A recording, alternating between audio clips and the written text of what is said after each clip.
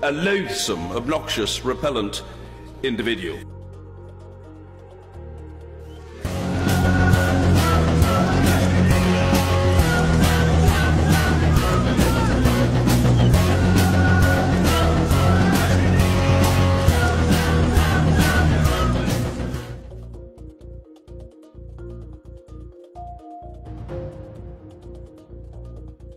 It's infuriating, that's what it is. It's infuriating to see the way, you know, when you saw Jack Straw talk about it, he's talking about them like they're statistics. The biggest victims of Islam are Muslims. Muslims are people, and the left can't get their head around it. Muslims are people. If you hate people, that's bad. Islam is an idea. Every idea is there for scrutiny and criticism and mockery if you want. And I spoke to her about my town. I spoke to her about Qadir Basque. I spoke to her about Luton Islamic Centre. I warned her and I begged her. On the racist point, there's no evidence that I'm a racist. In fact, all of the evidence, every single bit of evidence for the last 10 years points to the complete opposite. So I breached my bail condition one time. I turned up dressed as a Jewish rabbi and I got a conviction for that. That's one conviction. You turned up as a Jewish rabbi in disguise? Oh yeah, you've got to see the video. I told the police, so I liaised with the police for the demonstration in Town Hamlets. I was banned from going and I said to the police officer, we've got a Jewish rabbi coming to the demonstration, he's going to need an escort in. And they said, okay, and I'm banned from going. And I said, okay, he'll meet... Hold on a minute, hold on a second. You disguised yourself as a Jewish rabbi, so you get a police escort in? Yep.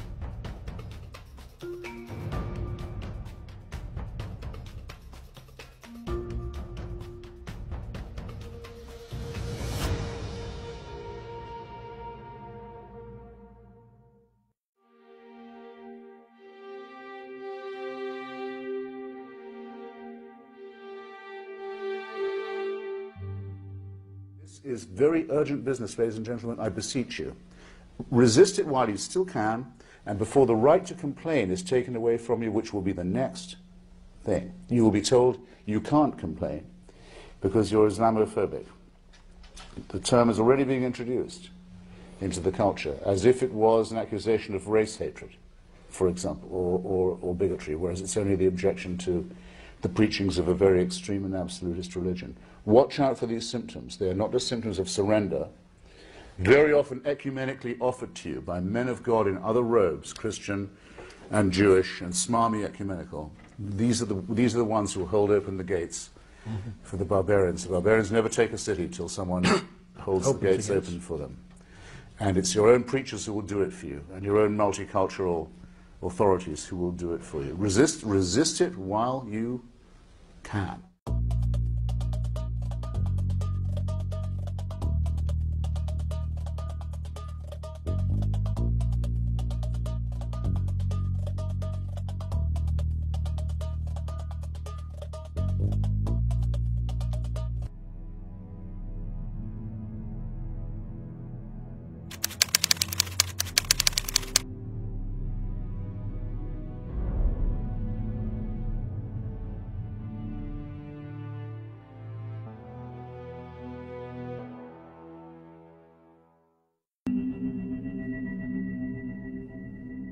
Seven years after shelving a potentially explosive story, journalist Andrew Norfolk found his conscience calling him. As the years went by, I had this very uncomfortable feeling I hadn't done my job. I was on a long weekend. I was driving up to Scotland. I had the radio on. A news item came on the BBC. Greater Manchester Police have been describing how a 14-year-old girl was forced to endure an absolutely horrifying ordeal after being forced into prostitution. The vulnerable teenager was targeted with vodka and cigarettes after she was spotted wandering the streets before she was made to have sex with a string of men. At no stage in the report had the names of the defendants been read out. I'm sitting in my car in the middle of nowhere, and I'm thinking, you've not heard a word about this case until 5 minutes ago. And yet, with every fibre of my being, I bet I do know something about those men, because I bet when I check it out, they're going to be Muslim names.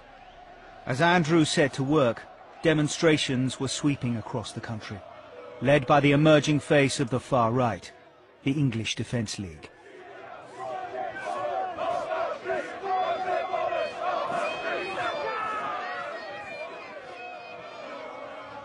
Its members were young, organised and growing in numbers, and its marches often descended into violence.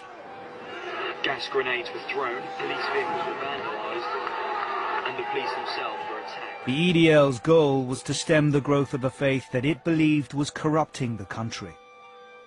And in the grooming of white children, they saw not just a crime, but evidence of a broader Islamic agenda. Militant Muslim gangs taking liberties in our towns and cities, taking liberties with non-Muslim youth, non-Muslim girls, raping, pimping, beating, abusing our whole system.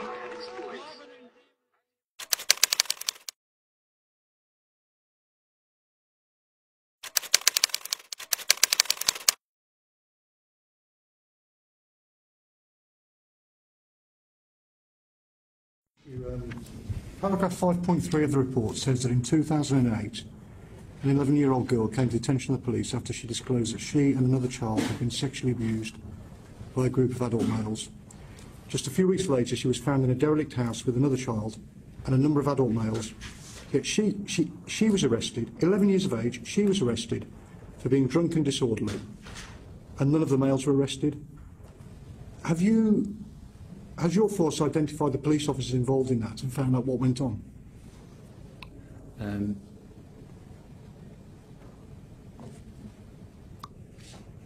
I don't know. Okay. Don't know. All right. In paragraph 5.21... Sorry, will you find out? We will. Apologies, and come and tell us next week. We can't have a don't know on these issues. Correct. I will have an answer to that question next week. Paragraph 5.21 shows how a police officer dismissed the case of a 12-year-old girl who'd been having sex with up to 5 Asian males because he said she had been, quote, 100% consensual in every incident. 12 years of age? I think that's unbelievable, to be honest. Have you identified who that officer was and found out what happened there? Can I just make one thing clear? That I've said today that we must have an independent investigation team to come back at this. I have also personally spoken to the Director of Investigations at the IPCC. Sorry, Mr. Austin, Chief Constable, just finish. Please finish. I've also personally spoken to the Director of Investigations at the IPCC, and in order to involve them in this as well. Well, if people I was responsible for managing, if a report landed on my desk well over a week ago now, saying that people I was responsible for had behaved like that, I'd want to know pretty quickly what on earth had happened. In paragraph 5.9, it says that fathers had tracked down their daughters and tried to remove them from houses where they were being abused, only to find themselves arrested when police were called to the scene. Do you know what happened in that case? Chair, I don't seek to defend any of this. That is a remarkable answer from the man in charge of the police force. A police force where in one small town in the UK, over 1,400 children were sexually abused by mainly Muslim gangs. Note that the politicians on the committee here are complicit in some of the political correctness on this matter by calling these gangs who raped 1,400 plus girls in Rotherham Asians, rather than actually clarify it and reduce it down to the truth, because 90% of the convictions are for Muslims, not Asians. And it really is an insult to Asians as a whole to not distinguish. But even today, in 2018, government officials stick to the word Asian. And of course, fathers were arrested trying to stop their daughters being raped.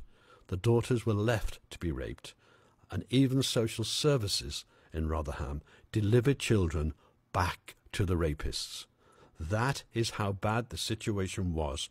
Mr. Speaker, Professor Alexis Jay's report into child sexual exploitation in Rotherham between 1997 and 2013 is a terrible account of the appalling failures by Rotherham Council and by the police and other agencies to protect vulnerable children. It was a complete dereliction of duty. It makes for shocking reading. 1,400 children, on a conservative estimate, sexually exploited, raped by multiple perpetrators, trafficked to other towns and cities, abducted, beaten, intimidated.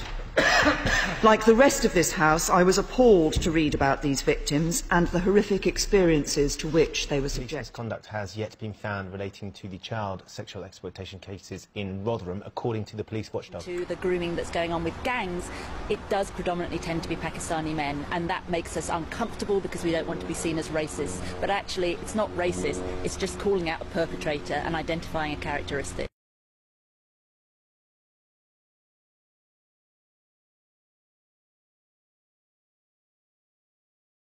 England has their own problems with Muslims up in northern England raping little white girls. They don't want to talk about that. Come on, Ryan. Come on, Ryan. Actually, no, that's not true. As you know, that's not true. Pakistanis do not rape white girls in Rotherham, England. I'm not even going to engage in this conversation, Ryan. It's really beneath me and beneath you as well. Brilliant. Yeah, great. Yeah, because we're trying to get past the media bias on organisations like this. The minute they open their mouth, none of these people listen to that anyway. We have BBC News here. The only reason why we have to come is because of how bad they are. When you describe this crowd, how are you going to describe them in your news report? Well, we're going to call them what you've labelled yourself, which is an anti-extremist movement. When your news report comes out on this, yes, will you mention the word far right? If people have labelled it as such, then we have to reflect that. No, you should report and reflect what you've met and seen today. Have you seen far right demonstrators? But if people label it as such, if I label you as a nonce, would you report that you're a nonce? There's no truth in it, is there? What you do is word association, which is what all of your media do against ordinary people. These are all ordinary people who have come out to demonstrate. You all do word association of racism, of far right. You've got ordinary people out demonstrating against terrorism, and you, every time the mainstream media, you brand them, and it's not fair, it's not right, and you know that because you're on this demonstration. So equally, I'm sure you know where those labels come from. You have, calls for tighter immigration. That is a right-wing rhetoric. So calls for tighter immigration against Islamic terrorism is a right-wing rhetoric. In fact, the Labour Party said talk about immigration, tighter controls on immigration. Everyone does. Right. What do you mean a right-wing rhetoric? How's that a right-wing rhetoric? Well, people would say that is so because this group talks about terrorism and talks about controlling borders, that means they're far right. It's a far right. Yeah, they could be. This is what you're up against. This is what you're up against. This is BBC. So if someone identifies as wanting to stop Islamic terrorism and controlling your borders, it's far right. It would be labelled as such. By people like you! But in my opinion, it's absolutely invalid. It's about getting... You're reporting for the BBC, you're lying for the BBC, you are officially fake news and you're demonising so many innocent people. Right. You make it impossible for people to talk. You do that. That's who you are. You're here to try and get bad footage, that's why you're here. Right. That's your agenda. You have an agenda. You're frustrated with the media, from what I take from this. You have a complete agenda when you come to these demonstrations. And you usually don't even report. If you can't get any bad footage of today, if you can't get violence, you don't report. Do you think there would be violence today? I mean, it's been peaceful so far. No, not unless far left demonstrators are allowed to get up and throw things at people, which is what usually happens. So if the police want to stitch the organisation up, which we'll see time and time again, then we'll see. But you are all part of the problem. In September 2016, a Muslim sergeant called Javaria Saeed actually became a whistleblower for the allowance of extremist Islamist ideology within the London Metropolitan Police. She was, of course, stonewalled at every avenue until she felt she had to become a whistleblower to the press to let people know what was happening.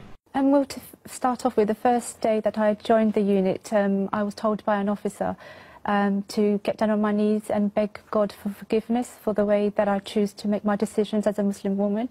And then later on, there were comments around FGM, advised to other police officers that FGM is a clean and honourable practice in Islam and we should be careful not to criminalise it.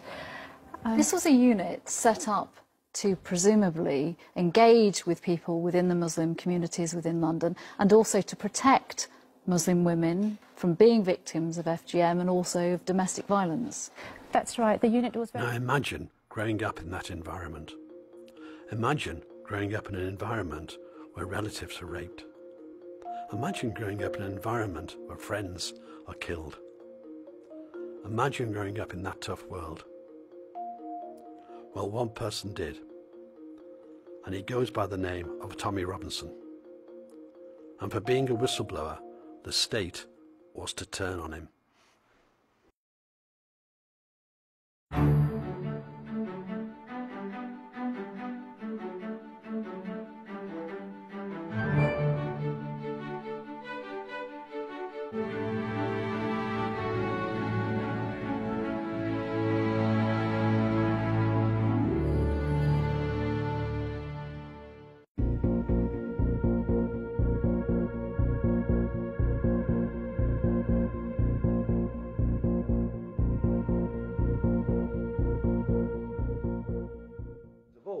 They're now planning a rally in London on the 9th of December where Robinson and Batten will speak.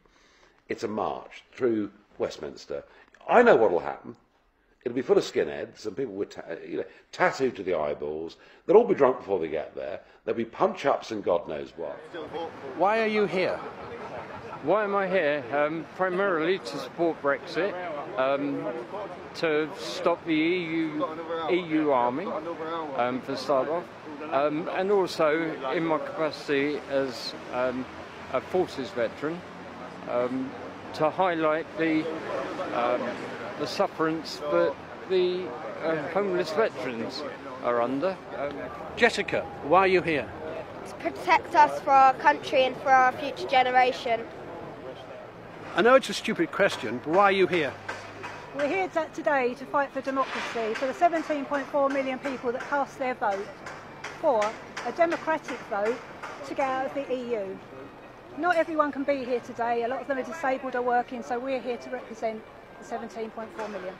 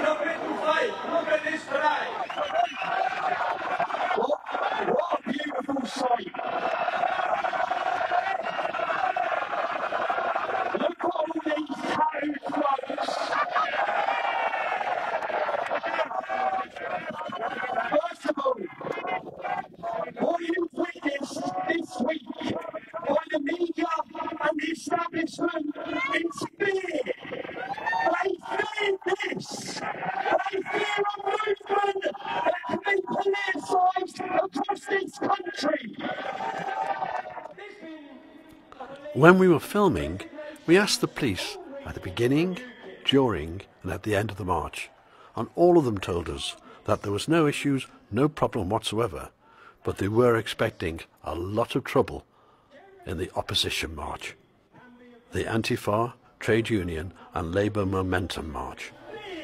Into the establishment.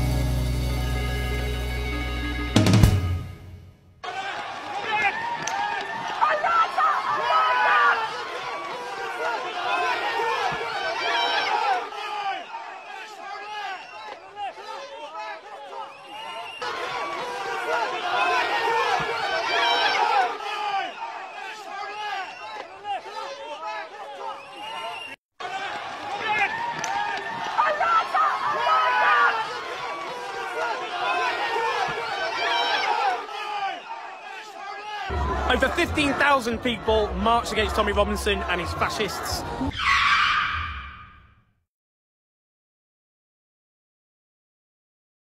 Only 3,000, some are saying only 1,500, marched for Tommy Robinson, that convicted fraudster and thug and his fascists. A total and utter humiliation for Tommy Robinson and his band of fascists. They didn't mobilise barely any people on the streets of this capital, despite all their resources, all the money being ploughed in from the US and elsewhere. This is a historic day. They came out in tiny, derisory numbers, whilst we, those who oppose the scapegoating of migrants and refugees and Muslims, for all the injustices caused by the people at the top of society in this broken system that has to go, we have out-mobilised by a massive, massive margin. A humiliation for Tommy Robinson and a humiliation for fascism, and a victory for those standing against racism and fascism. That is important for so many reasons. One of the reasons, I think, is that we are demonstrating in far, far, far bigger numbers that we're right and they're wrong. There's a derisory number of fascists around the corner. I hope they've had a really bad day. They've clearly had a really bad day. In order to film some sequences for this documentary, we attended the Brexit Betrayal March. And frankly, we were shocked, absolutely shocked, by the coverage of the mainstream media and the lies and distortion that they gave to the event. We are also shocked by the behaviour of the Antifa, the trade unions and the Labour Party and Momentum in relation to the march that tried to stop you speaking. Are you used to this now? 10 years I've had of this. I thought the media there were there to report the news. I always thought journalists were there to report the news. It's only after years of activism I realised that was completely the complete opposite. They're there to paint a narrative and give people through an agenda and show the narrative they want. Now, the only good thing is with the power of social media, that people get to see the other side of the story. We always try and show the other side of the story ourselves. So anyone who sees that, for example, outside my court case at the Old Bailey, the media reported 250, 350 people. Anyone who watches one of our videos saw thousands there. So then they straight away question, why are the media lying? Why are they lying and what else are they lying about? But for you, come in for your first time, I understand how confusing it is. But to anyone who's been involved in these movements, we've watched the media lie for years. Claim. The media downsized the crowd outside Tommy Robinson's trial in 2018. Fact. The mainstream media colluded together inside the court to downsize the size of the crowd, but forgot that there was an overseas reporter there amongst them. Hello everyone, hello London. My name is Andrew Lawton. I am from London, Ontario in Canada. So I was in the courtroom in the front row waiting to cover Tommy Robinson. The mainstream media did not know who I was, being the undocumented foreigner in this land. And they were speaking a little candidly. Would you like to hear what they said? You see, one of the great members of the law enforcement who have done a lot of great work today said to them, At the time, there were about 1,500 people. They said, let's just say a few hundred, quote, because we don't want to give it credit. So there we have the mainstream media colluding together to do nothing more or less than deceive you. Now, in order to understand the real Tommy Robinson, let's go right back to his childhood. Tommy, when were you born and where were you born? I was born in 1982, born in the L&D, that's the Luton and Dunstable Hospital. Who we know today as Tommy Robinson was born as Stephen Yaxley, but his father left him at the age of 2. And his stepfather had the name Lennon. And this is who Tommy regards as his real father, the father who looked after him and nurtured him, and so he adopted the name Stephen Yaxley Lennon. He grew up in a closely knit working class community in Luton, one of the poorest towns in the UK. We know him today as Tommy Robinson because when he formed the EDL, he decided to protect his family by using a pseudonym. Tell us about your early childhood and maybe how your early childhood has in some way influenced the man you are today. I'd say your life experiences. I hear so many people telling me. I had a debate with an expert on multiculturalism. I asked him where he was. He was sitting in Brussels. I asked him where he was from. He said Exeter. I said, you're the expert on multiculturalism, you're from Exeter. Exeter's 99.9% white Christian English. I'm from Luton Town. When I was born in 1982, there was one mosque. There's now 35. I've seen and watched the change my entire life. I've grown up. Luton is one of the most diverse towns in Europe. We have everybody, every culture. We have some, like the people I love, the people I've been brought up with, the people I associate or call my family. My friends are my family. St. Lucian, Jamaican, Italian, Bulgarian. My mother was an Irish immigrant. Luton is a town of immigrants, that's what it is. And through growing up in that town, you get to understand multiculturalism. You understand that, and I actually myself, and a lot of people don't understand this when I say it, when I hear world leaders, when I heard David Cameron say multiculturalism's failed, when I heard Angela Merkel say multiculturalism's failed, to me that is a weak way of accepting Islam's failed. Because growing up in Luton, all those cultures, all those other ethnicities, they've all gone like that together. They're all my friends. They're all my family. But people call you a racist, and you're now telling me you've got black friends, brown friends? I've never understood racism. I've never understood it. And I've never seen it. There's never been racial tensions in my town. And that's because growing up, I grew up, and the men I aspired to, the men I looked up to, whether through the football culture, the football hooligan scene in Luton as a youngster, and that come about because a lot of my elder relatives, my mum's one of 9 children, and a lot of my older relatives and cousins and uncles were involved in the football scene, and the people I looked up to were West Indians, Yardies, because Luton's football element has always been completely multicultural and always clashed with the far right, because back in the 1980s, certain hooligan elements were far right, and Luton would always be a big day out for them, for the racists coming to Luton. So Luton's always battled racism. The men of Luton, the English, the white men, have always battled racism. So for me to be called a racist, amongst my friends, we laugh about it. Amongst my friends, because even yesterday, even last night, Luton were playing at home. I've got a friend who's English, but his family have come from Jamaica. He's a massive 6'5" lad, and he's walking in front of my car as I'm coming into the stadium.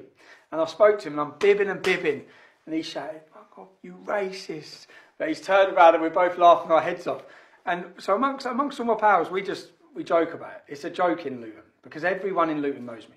Everyone knows me as a youngster. Then tell me, how do you feel when people call you a racist? It's insulting. It's infuriating, actually. It's infuriating. Because, and in fact, trying to understand it. And when I first started the United People of Luton, I was asked for my first interview. And I didn't know anything about right-wing, left-wing politics. I didn't understand certain media. I didn't understand The Guardian was left-wing, The Daily Mail was right-wing. I never understood any of that. I never read any of them. I didn't care. I was on a building site. I was not bothered or interested at all. And I went for my first interview with The Guardian. And I sat down and I went with my friend who I saw last night. I went with 3 of my friends who were all black. And I sat down and I had this conversation and we sat there chatting, saying, just telling them why we're angry. And then when the article came out, there's no mention of the fact I turned up with 3 of clearly my best friends who are not white. There was no mention. There was labelling of far right and racist. And the shock at that moment, the shock when we first walked through our town in response to the soldiers coming under attack, in response, as a community, we come together and walk through our town with plenty of non-white friends. In fact, my friend Isaac lost his teeth that day by a police officer. So plenty of non-white people. We had signs that said National Front go to hell to let the far right know from the offset they're not welcome. And when I read the newspaper, racists. And to try and understand that as a young man and then to witness it and the spread of it and the way that, do you know what it does? It infuriates me to the real victims of racism because it's an absolute insult to them. That attempting to discuss problems around an ideology can have you labelled and smeared as a racist by every celebrity or news presenter in this country. Yeah, it's infuriating. Well, you're a friend of Tommy Robinson, and apparently he's a racist.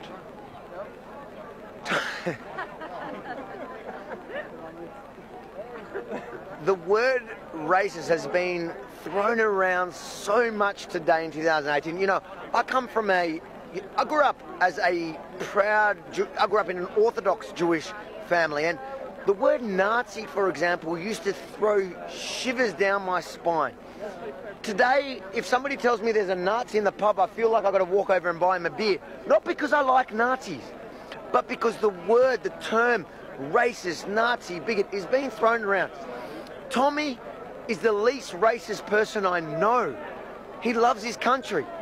And do you know what? If there were more people like Tommy in Britain, if there were more, I reckon we would be a society that would accept people, not judging them based on their skin colour as racism is. We would be judging each other based on our values. And that's what's important. Race has nothing to do with this. I don't know, man. All these Tommy Robinson. There's all the racists over here. Look. You know, we're not hooligans. We're just normal folk. Yeah. Just getting on. Totally agree with you. You know. From the EDL onwards, Tommy Robinson is associated with all races and religions. On the racist point, there's no evidence that I'm a racist. In fact, all of the evidence, every single bit of evidence for the last 10 years points to the complete opposite. From the burning of swastika flags to even people throwing my criminal convictions up at me. One of my criminal convictions is for knocking out a Nazi.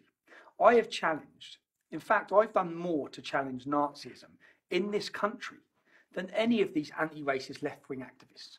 I have openly called it on with them in the same way I've called it on with extremist Islam, with radical jihadis. I've always said Islamism, Nazism are opposite sides of the same coin. They're identical problems. But one of them has been pretty much defeated. The other one is flourishing. So, yeah, all of the evidence throughout all of the years. And you know, the thing is, the media try and portray this racism thing. But anyone who follows my life, anyone over the years who's followed me, anyone who's now followed me, sees my life. They see the videos of my life, they see my friends. They see it's quite clearly visual that I have a multi-faith, a multi-ethnic, diverse friendship with many people. So it's clear to everyone I'm not racist. But with regards to Islam, growing up in Luton, when I went to high school, there was something different, very different. I thought it was because the groups were Pakistani. So in our school dinner hall, when you'd walk in the school dinner hall, and we had every culture and every race, you'd have the white kids sitting intermixed with the black kids, sitting intermixed with the Chinese kids, with any Hindu kids, or they'd all be just in the mix, just eating their dinner. In the corner, there'd be 4 or 5 tables of Pakistanis. And I always thought, Pakistanis, that's just what I thought it was. And there was a natural aggression and hostility. And I witnessed the gang culture, the gang identity of, if you mess with one, You might as well have just declared war with the whole tribe. And I witnessed the difference in where men or kids, Luton, so people understand, Luton got voted the roughest town in the UK.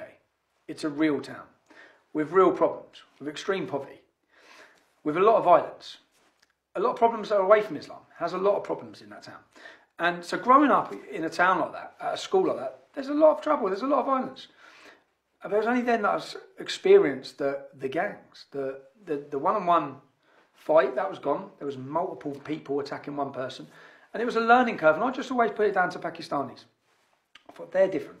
And I never really understood it. And it was only then, my wake-up call, my complete lightning moment, was the Beslam school massacre. I'd witnessed lots of problems in the town. Sexual exploitation of the young girls. I had a relative who was groomed.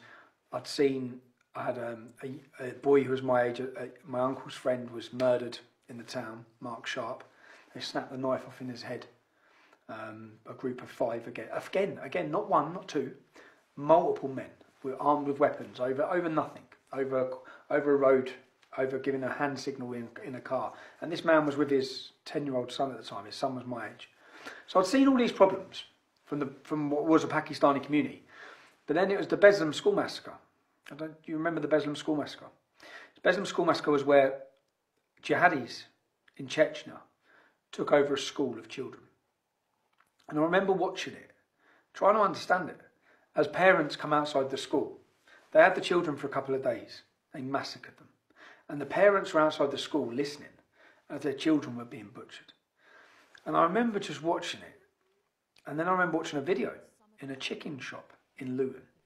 And that was my introduction to a jihadi called Saif al-Islam, Sword of Islam, his name is. He's now in jail for terrorism. In fact, he's the one who punched me through the car window, for anyone who's seen the video in Luton. Oh, because I know what you like, bruv. You have about 100 you in a minute. You f***ing little chief. And I watched him sitting in a chicken shop saying that an attack like that on a school in England would be justified. And then I remember just, what is this? Try to understand his mindset. Try to understand what is this way of thinking. And then I started looking, and I understood that then he was part of a group called Al-Mujahideen. 60% of the UK's terrorists in jail now are ex-members of this organisation. Their head office was in my town. It was in Biscuit Road, which is a road in Luton. Omar Bakri, Abu Hamza. I then started reading and learning that all of these notorious figures were based in Luton, were radicalising in Luton. I then read about the groups. I started seeing they're sending people to fight for the Taliban. They're recruiting in a big stall out in our town centre, outside Don Miller's. That was my understanding then. And then I tried to understand how someone from Luton can think and attack against children that I'd just witnessed play out. I'd seen the mothers, I'd seen the grief, I'd watched it. And I was probably, I can't remember, 19, 20 at that time. So that was my opening moment where I started looking and learning. And then when September 11th hit, when I went up to the local shops, we had Magnificent 19 posters put all over the shops where they were glorifying the 19 suicide bombers. We had a parade through the town. We had celebrations in the local college. Now these things spread around the town. We live in the town. As I said in my Oxford Union address, this is our town. This is where we live. And trying to understand with the issues in the community like that. I had a young lad who was from Oxford University, who got the best grades at Oxford University, who'd done a documentary with me. And when he comes to do a documentary with me, he come to our local pub and he met everyone. And he said, I've never had this. I said, what? He said, you all know each other. Every one of you, in every shop, in everywhere we walk, you're all shaking hands and you all know each other. He'd never had a community. Because this is where the out of touch problem comes with politicians and young children who are going to boarding schools. If a young girl is affected in our estate, it affects us all. If someone's violently attacked in a racist attack, it affects every one of us. Because we all know them. We know their mums, we know their sisters. Some children who are, like, for example, this young lad, Tom, he has gone to a boarding school. He doesn't mix on the estate because he goes to a private school. He comes out of school and goes to a university. He goes to another town. He doesn't know anyone. He then gets a job in a city. He doesn't have the community we have. We have a community. And when you affect one of them, you affect them all. And so we're supposed to just, and I bring it back to Rotherham. If you've got 1,400 children who have been raped in Rotherham, each one of them has 4 family members. That's 10,000 people directly affected. You talk about multiculturalism, you talk about problems, you talk about hostility. That's 10,000 people just in that small area who are directly affected by Islamic grooming gangs. And you want to try and tell us all and dilute the problem. So in Luton, you will not come to my town and not meet one person that doesn't know someone that has not been directly affected by Islamic hostility in our town. And that was so my awakening moment was Beslam. I started learning, reading, researching. And that's what really frustrates me a lot, is when people argue with me or smear me or label me, slander me, without doing any research. I'm very versed. I'm more versed than any Muslims. I can debate this issue with anybody because I know it inside out. And and it's not just that I know it from reading and researching. I've lived it. So I'm not talking about what I read in a book. I can go back every time to a life experience that has been an awakening moment that has helped me to understand why Islam is different to all the other cultures and religions in our communities. Tommy, who are the biggest victims of Islam? The biggest victims of Islam are Muslims. The biggest victims. When I talk about freedom, I think that the freedom that we have in this country, everybody should be able to enjoy. Everybody who's born in Britain. Our forefathers sacrificed their lives to give us freedom. Yeah, many British people have freedom. Many non-Muslims have freedom. There's many Muslims who do not have freedom, who can't have freedom, who are oppressed, who aren't free, who are slaves, whether they be slaves to Allah or slaves to their own families. The problem with apostasy, the problem without any organisations or charitable groups or government funding or support to help these people who are isolated, who are targeted for leaving Islam, the punishment to leave Islam is death. And so many people who have left Islam know that around the world. But that same problem is here in Britain, with honour killings, with violence. And again, every time I can give you an example. I was at a shop in just outside of Luton, and I walked out of the shop, and a young Asian girl came up to me and said, "Tommy, Robert, I've been waiting years to see you. Please, please, please come back to my house." Yeah. I was like, "What?" I said, "No, babe." I said, I'm not coming back to your house. What's the problem?" And I went back, in the end, I got talking to her, and I went back and met her partner at her house. She's hiding. She left Islam. She's been hiding 20 miles from where her family are for 10 years because she's scared they'll kill her. Everyone should have freedom in our country. And there's an ideology and a scripture being promoted by many imams across this country that apostates deserve death.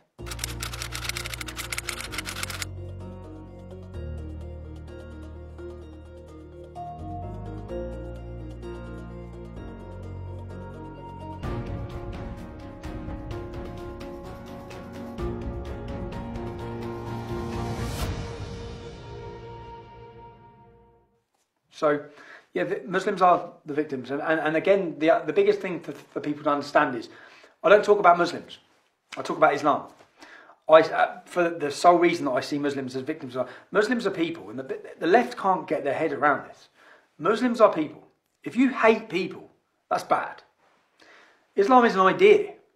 Every idea is there for scrutiny and criticism and mockery if you want. It's an idea. You're free to put fault with that idea. You're not free to promote hatred against people.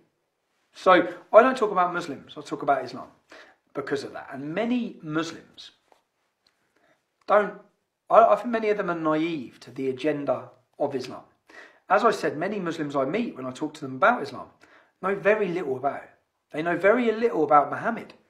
They are just cultural Muslims by name only, experiencing the freedom in this country without realising that Islam takes those freedoms that they enjoy so dearly. Tommy, you clearly explained the difference that you see between Muslims and the ideology of Islam.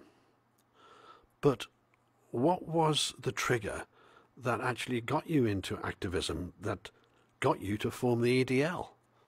The formation of the English Defence League, people need to understand there was so much before that. For example, the group I've spoke about, Al Mujahideen, the terrorist organisation, they disrupted everything in our town. They recruited for jihadis in our town. We'd witnessed the decay of our town. I'd grown up and seen so many problems. And then we had a soldiers' homecoming parade. And the soldiers were returning from Afghanistan and they're given the freedom of the city. I think it was a Tuesday morning. It was a morning and it was not publicised at all. So there was nothing in the papers, no promotion of it. There was a young lad from the same estate as us who lost his legs. Another young lad who had died, and his mother and their families were there to pay respects for the returning soldiers. Now, when we went into town that morning, I knew something was wrong. I looked around and I saw police everywhere. And then I saw groups, dozens of women together in burqas. Dozens of women. And I started spotting the jihadis. I started spotting Saiful Islam and the groups which I've researched and I know everything about. And I thought they're going to do something today. And I just knew they were going to do something. And then they attacked our soldiers. Now, what a lot of people don't see, they just see a small group of Muslims shouting baby killers, butchers of Basra. They spat. A soldier who lost his life, his mother was there to pay her respects that day. They spat in her face. This is the point again I make of that's our town. Luton is our town. It's a town we love. It's part of who we are. And every time anyone in this country hears the name of our town, it's to do with war or murder or bombings or terrorism. All the time. That's what Luton becomes. So for us, I remember watching it that day, and it wasn't, what people don't realise, understand, is 364 Muslims were held and prevented from coming into Luton that day. 364. We got all the intel because my cousin Kev was arrested. We got all the intel. 364. 80% of them were not born in Britain. There would have been 500 plus Muslims in that, more than our armed forces, to attack our soldiers that day. The police prevented them at the motorways coming in, but they didn't prevent the Luton ones. So we had 100 Muslims spitting obscenities at our soldiers. And on that point, I'm completely against the war. But there are soldiers, they swear allegiance to the Queen and the elected government who choose their wars. Now, for us that day, I remember sitting down afterwards, I remember watching the way the police policed it. They didn't even look at the Muslims. In fact, they walked them. I watched them as they walked that group of vile, radical jihadis. It's the equivalent of walking Hitler's henchmen through our town hall. They walked them through our town hall and took them to the back. So as our armed forces walked past, they could spit and attack them. They were walked through to do it. And do you know why they were walked through? Because never, up until that point, after the formation of the English Defence League, had the Islamic community been told no for anything. There's videos you can watch online of thousands of them walking through, shouting, bomb, bomb, bomb Israel. And then also shouting about Muhammad killing the Jews. They're shouting slogans about murdering Jewish people. Thousands of them with big PA systems and balaclavas through my town. And I've had to watch that for years. So where they just had never said no to them, because they're so scared of them, that they let them do that to our soldiers in our town. And then I remember sitting down afterwards with Kevin Carroll, my cousin, and saying, if we let them do this, if we don't do anything about this, what's next? Look at the progression. They're now attacking our soldiers in the street. They're abusing their mothers with full cooperation support to do so. What we also found out was that the police and the council knew prior to this full well that there was going to be an attack on our armed forces. In fact, every mosque in the town had been leafleted for a week before, inviting them to attack our armed forces. Now, yes, 50,000 Muslims did not come out and attack our armed forces, but they also done nothing to stop it.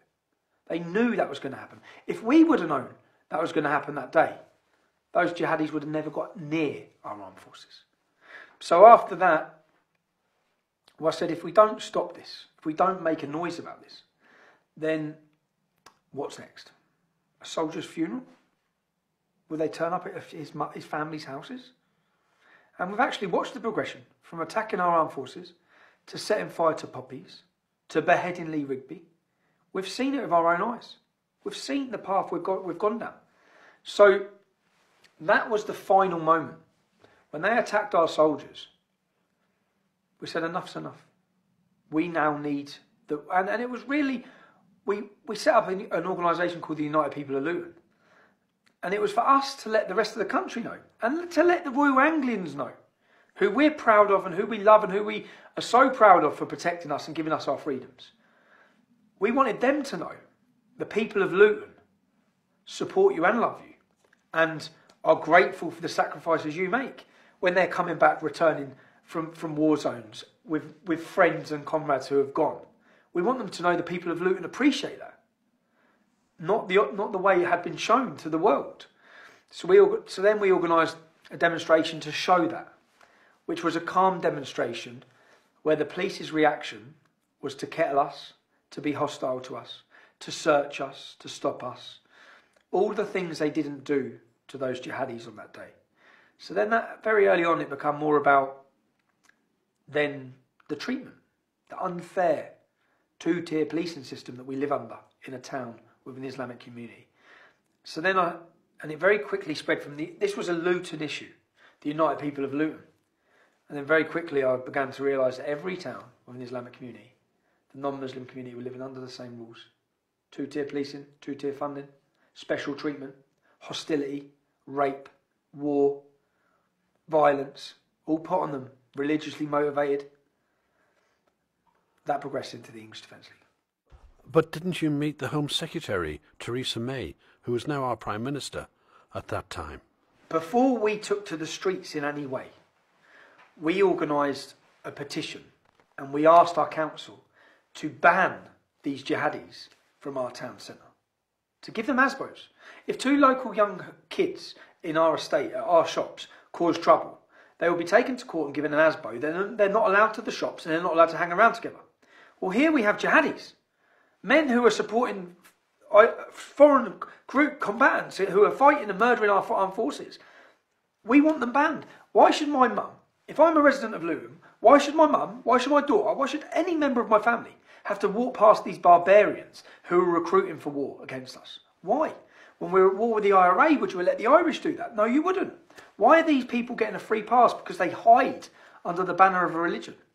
And so, yeah, we asked for a petition. We set up a petition. We asked them to be banned. And do you know what the police did? They come to our houses and they banned us. They gave us bail conditions for 3 months, banning us from our town centre. Which is why on our second demonstration, the balaclavas come out. That's why people see the pictures of the balaclavas, is because many of us, like myself, were banned and not allowed into the town centre. But we wanted it's our town centre and we've done nothing wrong. And we were just trying to stand up against an evil within our community, within our town. And even with the Home Secretary, what I did with the Home Secretary is I set up a meeting. It was Theresa May, our now Prime Minister. Well, hopefully by the time this goes out, she's gone. But I set up a meeting with one of her constituents, and then I turned up instead of him. And I bought a laptop, and I bought information. And I spoke to her about my town. I spoke to her about Kadir Bask. I spoke to her about Luton Islamic Centre. I warned her, and I begged her. And she said, my government have made it clear where we stand on Islamic extremism. I said, you don't understand. I'm living in a Labour town. And you can make your directive as a government. That does not filter down to my town. My council and my leaders of my town are in bed with them. And at this time, we had a programme called Luton in Harmony. The Luton in Harmony programme was to bring all of the town together. And one of the people at the head of this Luton in Harmony was a man called Kadir Bask, who I know, because I translated things on his website, I know he stands for murdering gays. I know he stands for oppressing women. I know that's a jihadi mosque. So I warned the Home Secretary, I tried to warn my town, I made leaflets. Years later, Khalid Massoud, who the recent Westminster Bridge attack, who was he employed by? Kadir Bask, the Stockholm bomber. Which mosque did he go to? Kadir Bask. Recently, the Times newspaper done an expose on who? Kadir Bask. Reporting from his mosque where he's calling for jihad and war against us. Kadir Bask. All the things I warned, and this is when it gets really worrying. This is when you're witnessing all of this.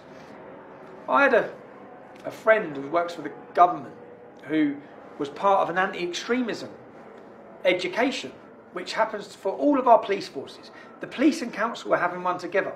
Who's teaching the police and council about Islam and extremism? Qadir Bask. You cannot make it up. Do you know when you know this man's a jihadi? When you know who he is, and you're trying to warn everyone about him and his mosque, and your council and your government and your police are being educated by him. There's actually a picture of Qadir Bask holding a sign with the local police officer from Luton, and the sign says #stronger together or something like that. Stronger together with a man who's planning the complete takeover of our nation, who's promoting war. Do you know when the Times newspaper done their expose on him? The Times newspaper expose had him saying, prepare your wars ready, prepare your weapons ready to kill the non-Muslims. This is the local imam. And when you know all of this, you feel like you're hitting a brick wall. You're trying to warn everyone. You've gone to your council, you've gone to your police, you've gone to the Home Secretary. And no one's listened. Instead, they've all just called you a racist. But only years later, anyone who follows me, who's seen these warnings, and then sees it come into fruition, sees the Westminster Bridge attack, they go straight to his mosque. After the Westminster Bridge attack, I stood on Westminster Bridge, and I said, this attack will come from someone who was radicalised in prison, and it will be linked to Luton, Birmingham, and East London. They're the hotspots. The next day, the police raided Luton, Birmingham, and East London, and he was radicalised in prison. So again, it's if you're researching this, which I become obsessive in anything I do.